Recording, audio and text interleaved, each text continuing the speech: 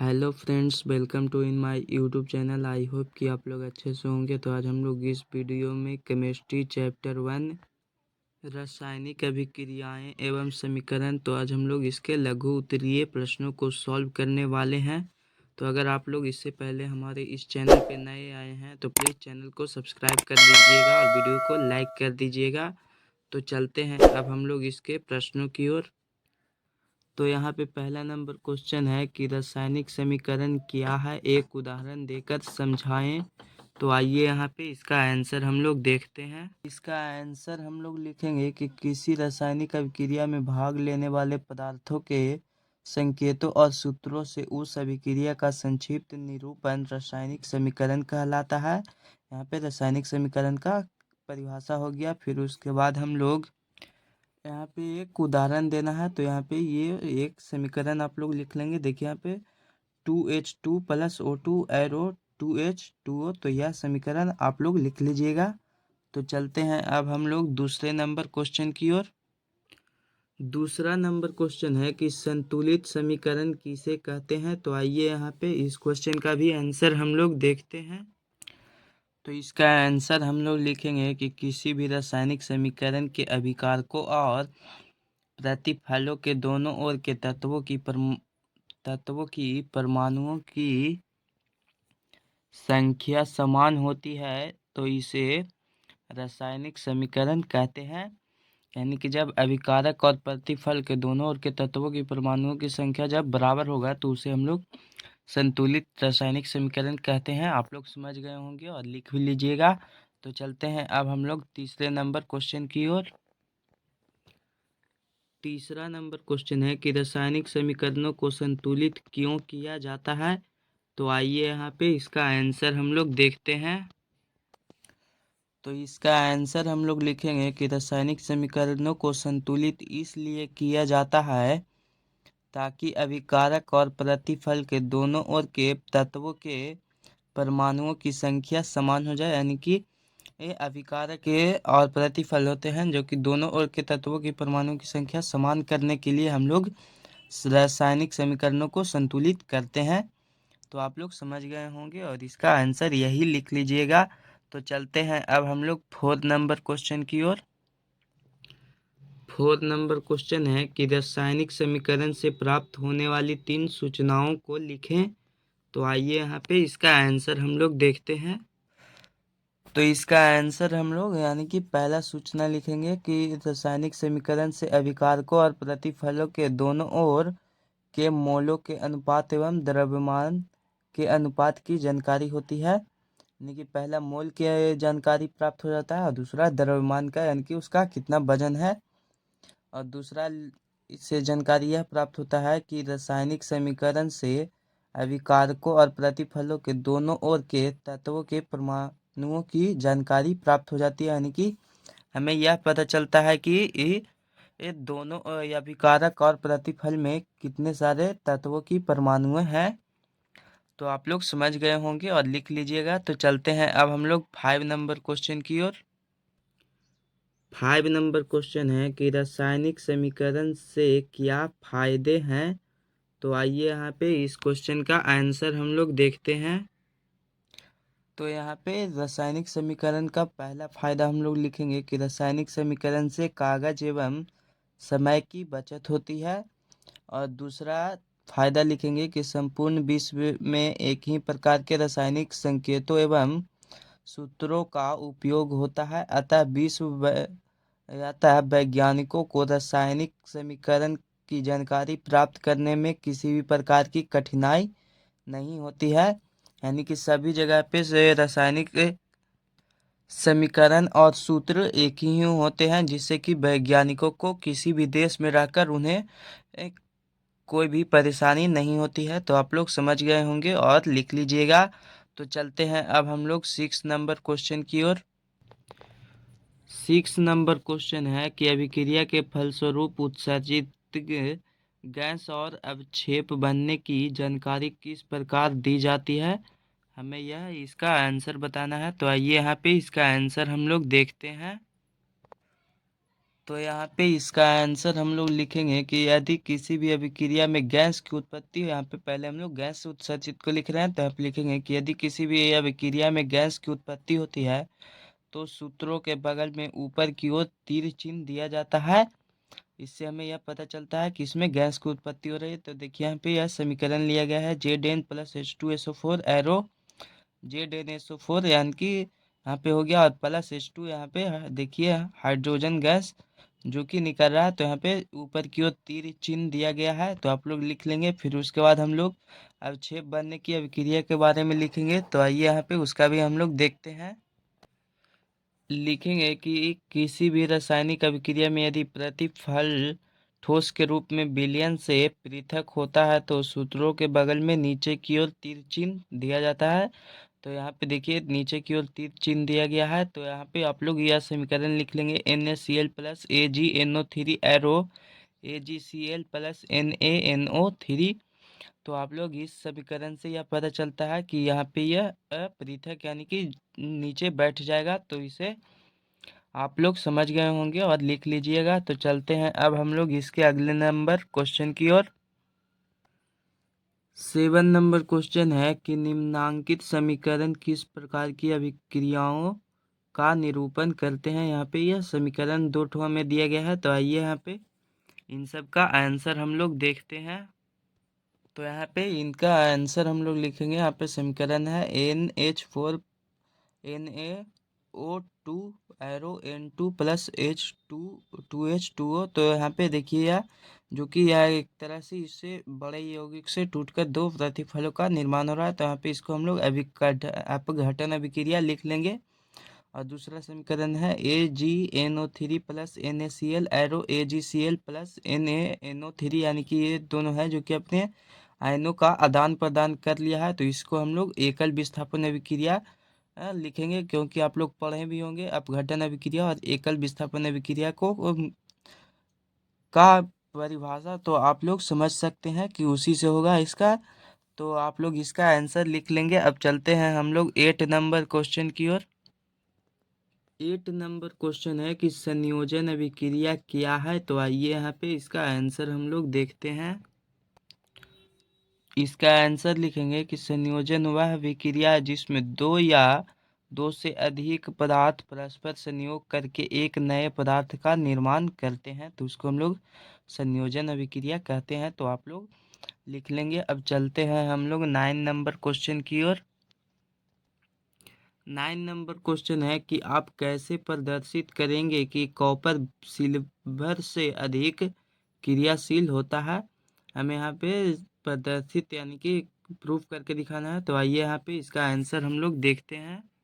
तो इसका आंसर हम लोग यहाँ पे प्रूफ करेंगे। तो यहाँ पे एक समीकरण लिखेंगे जिसके द्वारा, क्योंकि केमिस्ट्री में हमेशा प्रूफ करना है तो उसके लिए आपको समीकरण की ही आवश्यकता होती है। तो आप लोग ये एक समीकरण लिखेंगे Cu plus 2AgNO3 arrow Cu, देखिए यहाँ पे Cu ग्रुप NO3 ग्रुप 2 यहाँ पे, और प्लस 2Ag यानी कि Ag को पीछे फेंक दिया, यानी कि सिल्वर है जो कि यहाँ पे अलग हो गया। तो आप लोग लिखेंगे कि जब कॉपर की एक प्लेट को सिल्वर नाइट्रेट के जलीय विलयन में डाला जाता है। यहाँ पे देखिए एक कॉपर के सिल्वर नाइट्रेट का यहाँ पे एक कॉपर की एक प्लेट को सिल्वर नाइट्रेट के जलीय विलयन में, यहाँ पे कॉपर का एक प्लेट है जिसको सिल्वर का जलीय विलयन में डाला जाता है, तब सिल्वर कॉपर द्वारा विस्थापित हो जाता है। यहाँ पे देखिए सिल्वर जो कि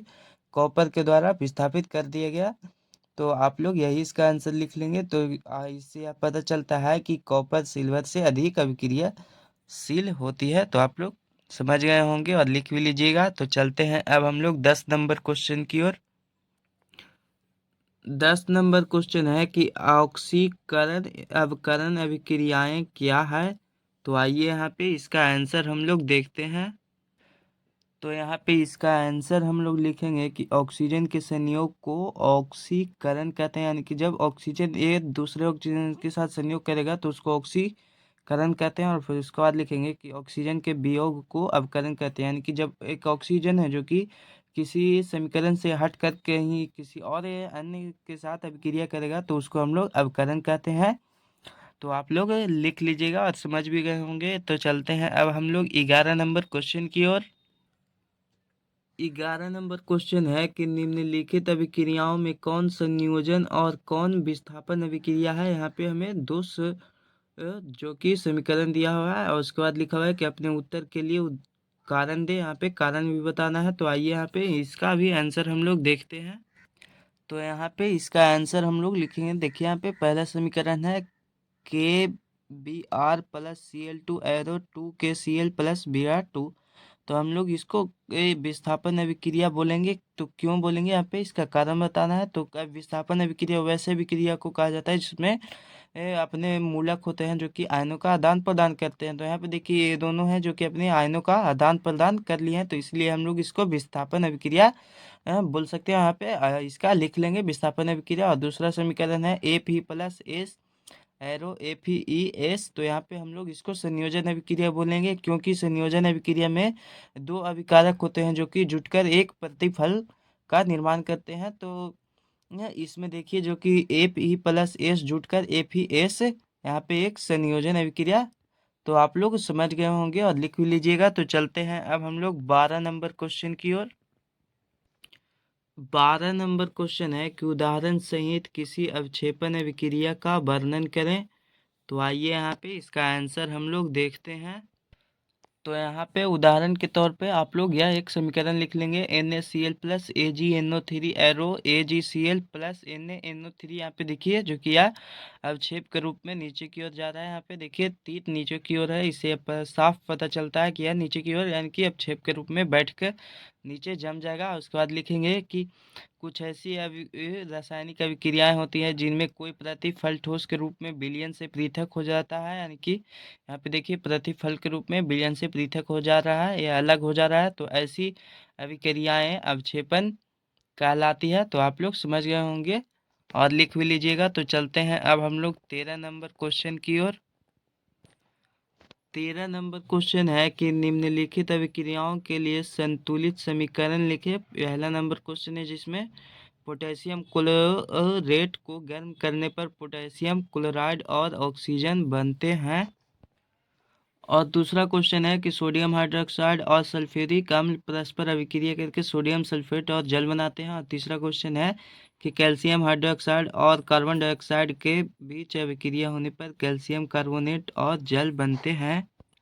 तो आइए यहाँ पे हम लोग इन तीनों प्रश्नों का आंसर हम लोग देखते हैं। तो यहाँ पे इसका आंसर हम लोग लिखेंगे। देखिए यहाँ पे पोटेशियम क्लोराइड को गर्म कर रहे हैं यहाँ पे, तो कि 2K प्लस HCl है। तो यहाँ पे देखिए क्या चीज बन रहा है, पोटेशियम क्लोराइड और ऑक्सीजन बनते हैं। तो यहाँ पे 2KCl potassium chloride plus H2। आप लोग यहाँ पे सोच रहे होंगे कि 2K क्यों लगाया गया है। तो भाई जब तक आप लोग इस समीकरण को संतुलित नहीं करिएगा तब तक आप केमिस्ट्री में आपका आंसर हमेशा रॉन्ग होगा। इसीलिए जब भी आप समीकरण लिखें तो उसको आप लोग पहले संतुलित कर लें, जिससे कि कोई भी यह क्वेश्चन को रॉन्ग ना कहे और आपका आंसर सही होगा। और फिर दूसरा क्वेश्चन है, देखिए यहाँ पे सोडियम हाइड्रोक्साइड और सल्फ्यूरिक अम्ल परस्पर संयोग कर रहे हैं। तो यहाँ पे sodium chloride 2NaOH plus H2SO4 यहाँ पे संयोग कर रहा है यहाँ पे। तो देखिए सोडियम सल्फेट और जल बनाते हैं। तो यहाँ पे देखिए सोडियम सल्फेट और H2 यानी कि जल बन रहा है। इसमें भी आप लोग लिख लेंगे समीकरण को संतुलित करके। यहाँ पे आप लोगों को आंसर प्रोवाइड करवा दिया गया है। और तीसरा क्वेश्चन है, देखिए कैल्शियम हाइड्रोक्साइड और कार्बन डाइऑक्साइड के बीच अभिक्रिया होने पर। तो यहाँ पे देखिए कैल्शियम हाइड्रोक्साइड और कार्बन डाइऑक्साइड है, तो यहाँ पे इन दोनों के बीच अभिक्रिया हो रहा है। तो यहाँ पे देखिए कैल्शियम कार्बोनेट और जल बन रहा है। तो आप लोग लिख लेंगे यही सब इसका आंसर। तो अब चलते हैं हम लोग 14 नंबर क्वेश्चन की ओर।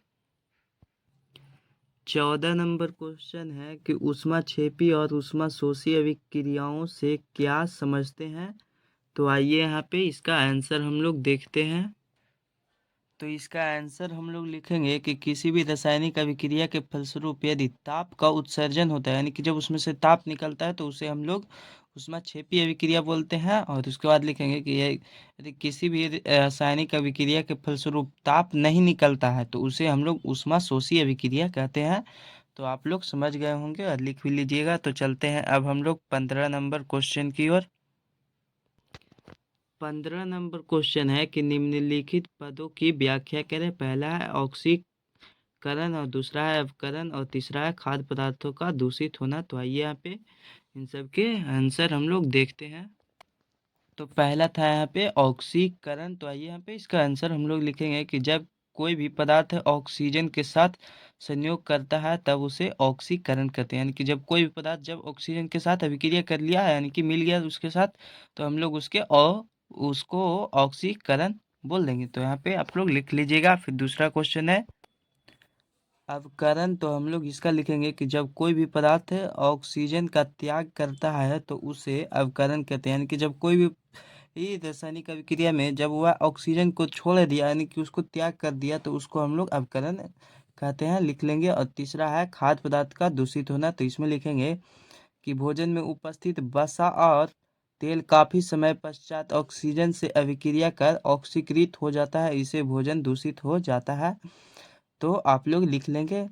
तो अब चलते हैं हम लोग इसके अगले नंबर क्वेश्चन की ओर। 16 नंबर क्वेश्चन है कि कॉपर सल्फेट के विलयन में लोहे का एक टुकड़ा डाल देने पर विलयन का रंग क्यों बदल जाता है। तो आइए यहाँ पे इस क्वेश्चन का भी आंसर हम लोग देखते हैं। तो इसका आंसर हम लोग लिखेंगे। इससे पहले हम लोग यहाँ पे इसका समीकरण एक बना लेंगे। यहाँ पे देखिए कॉपर सल्फेट का एक विलयन है जिसमें Fe यानी कि लोहे के टुकड़े को लोहा के साथ संयोग किया जाता है, यानी कि मिलाया जाता है। तो उसके बाद देखिए यहाँ पे FeSO4 प्लस Cu यानी कि फेरस सल्फेट प्लस कॉपर, यहाँ पे तो कॉपर अलग हो जाता है। तो देखिए यहाँ पे इसका आंसर हम लोग लिखेंगे कि इस अभिक्रिया के फलस्वरूप यानी कि जो यहाँ पे अभिक्रिया हुआ, इसके फलस्वरूप कॉपर सल्फेट के विलयन का नीला रंग गायब हो जाता है, और FeSO4 बनने के कारण विलयन का रंग हल्का हरा हो जाता है। इस विस्थापन अभिक्रिया का होने का कारण यह है कि लोहा कॉपर की अपेक्षा अधिक क्रियाशील है। यानी कि लोहा होता है जो कि किसी के पदार्थ के साथ भी वह जल्द ही क्या है, अब क्रियाशील, यानी कि वह अभिक्रिया करने के योग होता है, वह जल्द ही। जैसे कि आप लोग किसी भी लोहे को छोड़ देंगे खुला पानी में, तो वह 6 महीने या फिर साल भर के बाद वो उसमें जल्द ही जंग पकड़ने लगता है। इसीलिए उसको बचाने के लिए, यानी कि उसमें जंग ना लगे, इसलिए उसको हम लोग पेंट कर देते हैं। आम भाषा में बोलते हैं कि पेंट कर दो, वरना लोहा है जो कि खराब हो जाएगा। तो आप लोग समझ गए होंगे और लिख भी लीजिएगा। तो चलते हैं अब हम लोग 17 नंबर क्वेश्चन की ओर। 17 नंबर क्वेश्चन है कि निम्नलिखित अभिक्रियाओं को संतुलित समीकरण के रूप में लिखें। पहला है यहाँ पे देखिए बे, barium chloride plus aluminium sulphate arrow barium sulphate plus aluminium chloride. और दूसरा क्वेश्चन है यहाँ पे देखिए सोडियम प्लस जल arrow sodium hydroxide plus hydrogen. तो आइए यहाँ पे इसका हम लोग संतुलित समीकरण बनाते हैं। तो देखिए यहाँ पे पहला बेरियम क्लोराइड है यहाँ पे देखिए, और दूसरा एल्यूमिनियम सल्फेट। तो यहाँ पे देखिए एल्युमिनियम सल्फेट है, एरो इधर देखिए क्या बन रहा है, तो बेरियम सल्फेट प्लस में यहाँ पे देखिए एल्युमिनियम क्लोराइड बन रहा है। तो जो कि यहाँ पे देखिए आप लोगों को संतुलित करने के लिए बोला गया। यहाँ पे देखिए संतुलित समीकरण के रूप में लिखना है। तो यहाँ पे देखिए आप लोग लिख लेंगे इसका संतुलित समीकरण आप लोगों को यहाँ पे प्रोवाइड करवा दिया गया है। तो आप लोग देखकर इसका आंसर लिख सकते हैं। फिर दूसरा क्वेश्चन है सोडियम प्लस जल। तो देखिए यहाँ पे सोडियम Na प्लस जल में A2H2 है यहाँ पे, और प्लस सोडियम यहाँ पे एरो देखिए, तो यहाँ पे बन रहा है हमारा सोडियम हाइड्रोक्साइड प्लस H2 यहाँ पे। तो देखिए इस समीकरण को भी यहाँ पे संतुलित कर दिया गया है। अगर आप लोगों को समीकरण संतुलित करने नहीं आता है, तो आप लोग प्लीज़ कमेंट कर दीजिएगा। हम इस पर एक वीडियो बना देंगे जिसमें कि फुल डिटेल में आप लोग संतुलित करना सीख जाएंगे अच्छे से। तो आप लोग इसका आंसर लिख लेंगे। अब चलते हैं हम लोग 18 नंबर क्वेश्चन की ओर। 18 नंबर क्वेश्चन है कि वियोजन यानी कि अपघटन अभिक्रिया का एक उदाहरण लिखें। गर्म करने पर एक ऐसी अभिक्रिया को दर्शाने के लिए कोई एक कार्यकलाप का वर्णन करें। तो आइए यहाँ पे इसका आंसर हम लोग देखते हैं। तो यहाँ पे एक उदाहरण के तौर पे हम लोग ये ले लेंगे CaCO3 यानी कि कैल्शियम कार्बोनेट, और इसका जब अपघटन करेंगे तो यहाँ पे देखिए CaO+CO2 यानी कि इसमें देखिए यह वियोजन अभिक्रिया है। तो उसके बाद हम लोगों को लिखा गया है कि गर्म करने पर ये इसको दर्शाने के लिए तो यहाँ पे लिखेंगे कि ये कैल्शियम कार्बोनेट को गर्म करने पर वह अपघटित होकर कैल्शियम ऑक्साइड और कार्बन डाइऑक्साइड देता है, यानी कि कार्बन डाइऑक्साइड और कैल्शियम ऑक्साइड बन जाता है। तो आप लोग बस यही यहाँ पे एक इसका आंसर लिख सकते हैं। इसमें आप लोगों को कोई दिक्कत नहीं होगा। तो अब चलते हैं हम लोग इसके अगले नंबर क्वेश्चन की ओर।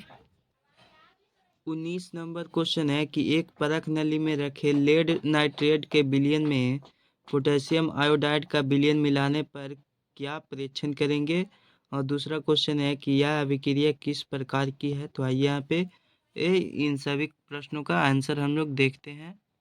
तो देखिए यहाँ पे इसका आंसर हम लोग लिखेंगे एक लेड नाइट्रेट के विलयन में, यानी कि लेड नाइट्रेट है यहाँ पे, इसमें पोटेशियम आयोडाइड का विलयन मिलाया गया है। तो पोटेशियम आयोडाइड का विलयन मिला देते हैं इसमें। जब उन दोनों को मिलाएंगे तो इसका क्या परीक्षण होगा। तो देखिए यहाँ पे PbL2+2 है। तो यहाँ पे यह जो कि पृथक के रूप में नीचे की ओर बैठ जाएगा। फिर इसका हम लोग लिखेंगे कि जब लेड नाइट्रेट के विलयन में पोटेशियम आयोडाइड को डाला जाता है तो परख नली में लेड आयोडाइड का पीला अवक्षेप प्राप्त होता है, यानी कि यह जो प्राप्त होगा वह पीला अवक्षेप, यह पीला अवक्षेप के रूप में प्राप्त हो जाएगा। तो आप लोग समझ गए होंगे और लिख भी लीजिएगा। और दूसरा क्वेश्चन है कि यह अभिक्रिया किस प्रकार की है।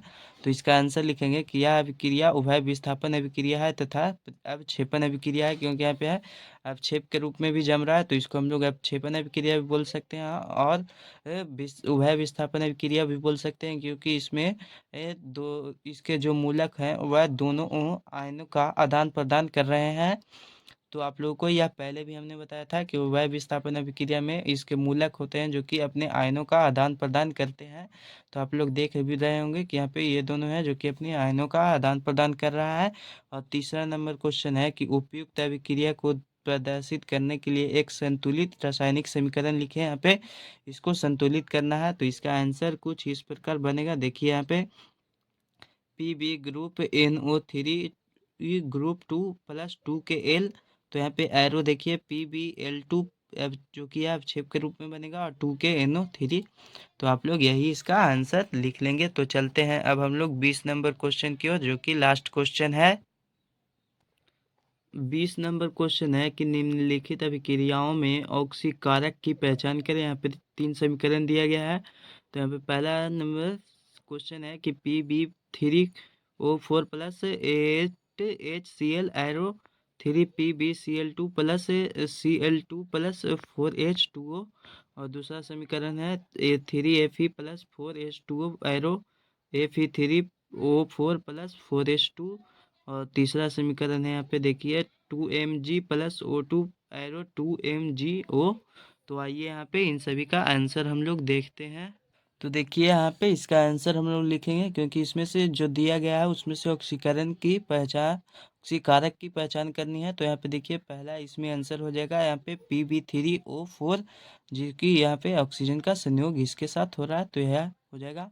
और दूसरा नंबर में देखिए यहाँ पे ये 4H2O जो कि इसके साथ से ऑक्सीजन है, तो यहाँ पे इसका आंसर हो जाएगा ऑक्सीकारक के रूप में। और तीसरा समीकरण में यहाँ पे देखिए 2MgO, यहाँ पे इसमें या जो कि ऑक्सीकारक के रूप में है, जो कि इसका संयोग ऑक्सीजन के साथ हो रहा है। तो आप लोग बस यही इन सब का आंसर लिख लेंगे। तो जिन लोगों को भी यह वीडियो अच्छा लगा होगा वो लोग प्लीज़ हमारे इस यूट्यूब चैनल को सब्सक्राइब कर देंगे और वीडियो को लाइक कर देंगे। आप सबका अपना YouTube channel online study classes. धन्यवाद।